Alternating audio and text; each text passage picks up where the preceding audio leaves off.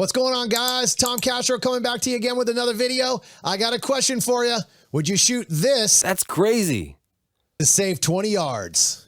If you said no, get ready, because I'm going to show you the reason why. Sometimes taking that harder shot is actually well worth that risk and well worth that time saved. All right, guys, so what I'm going to do a full run through on this stage. You get a chance, an opportunity to see this full run, and then I'm going to break down exactly what made me make the decision to actually shoot at that quartered target while I was on the stage. Here we go.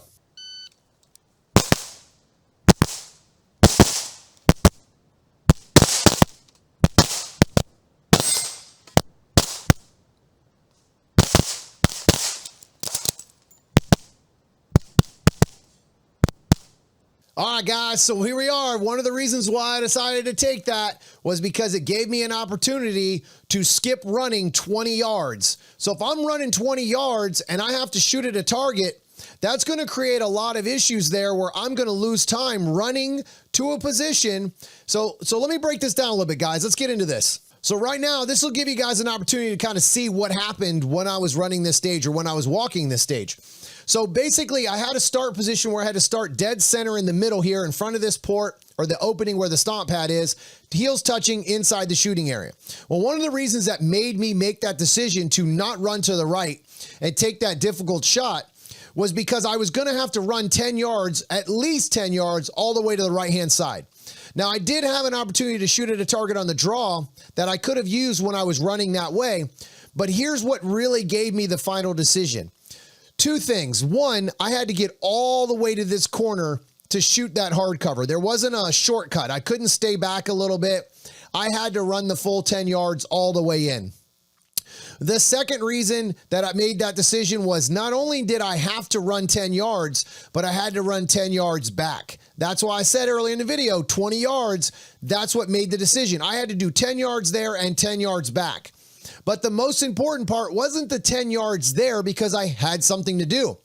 It was the 10 yards coming back is the reason I decided against it. I wasn't going to be shooting anything. I was going to have a stop and start position as I got to the end of the stage anyway, because I couldn't just run over and keep my momentum moving and run out of bounds or run to another position. I had to run all the way over, stop, reset myself, shoot, restart again, and run back to the original position that I already came from. So again, you guys have listened to some of my videos. If you haven't, welcome to the channel. But I'm telling you guys, the biggest thing that I really preach when I'm doing this is the most important target is the last target. I'm trying to find a way when I'm walking stages to get to the last target the fastest. Obviously, the targets are in my way from doing that, so how do I start blending those positions together? Well, I can guarantee you now that running 10 yards without shooting anything isn't going to be giving me any points. So can I eliminate that position automatically by doing something else or finding those targets from somewhere else? So as I start to run to this position here, you'll kind of see the angle. I had this open target here to my right-hand side that I was going to be able to shoot on the run, but then again, you can see here, now obviously this angle is from behind the fault line. You can't see this hard cover at all. So by being able to go and run to the front of this stage, I was able to see that hard cover on the inside here. Now, it's not an easy shot. I'm not saying it is, but is it worth it? How do you make that decision? How do I make the decision if that target's worth me shooting it or not from a hard position? How do I make that decision? Pretty simple. I start thinking about how long it's going to take me to put 3 good, accurate shots onto that piece of paper.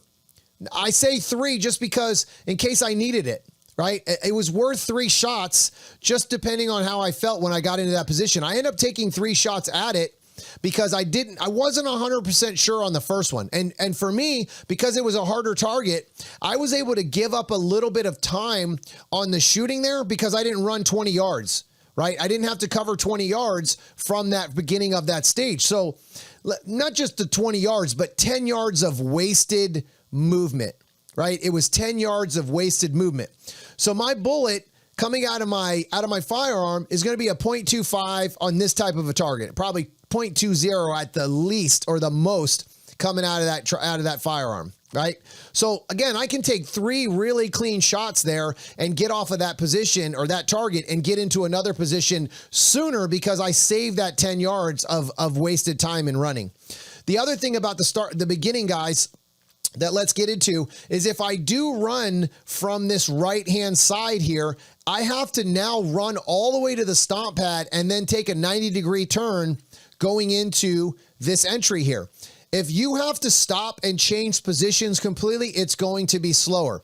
I'm not going to be able to have my gun up as sooner. I'm not going to be able to start shooting targets as I start to move forward. I'm coming into a dead zone where I can't shoot at anything.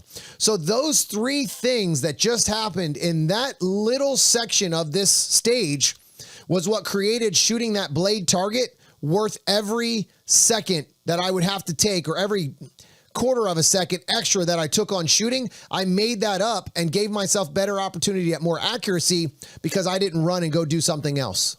All right, guys, so that's one of the things in these stages where I don't allow one single difficult target to change the way I shoot a stage.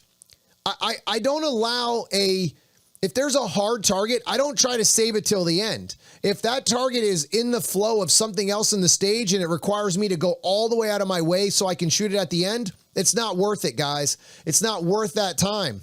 Take that chance, or I shouldn't say take that chance, but just take that time that you need to allow your sights to do their job. The sights, the trigger prep, all that stuff is there. That target's no longer difficult. Right? It might have taken you a little bit longer to shoot it, but now you're getting better hits, you're getting guaranteed hits, and now you're spending the time on shooting instead of running around doing no point scoring. At least I'm scoring points by taking that difficult shot from where I did. All right, guys, if you got any questions, hit me up in those comments, and I'll see you on the range.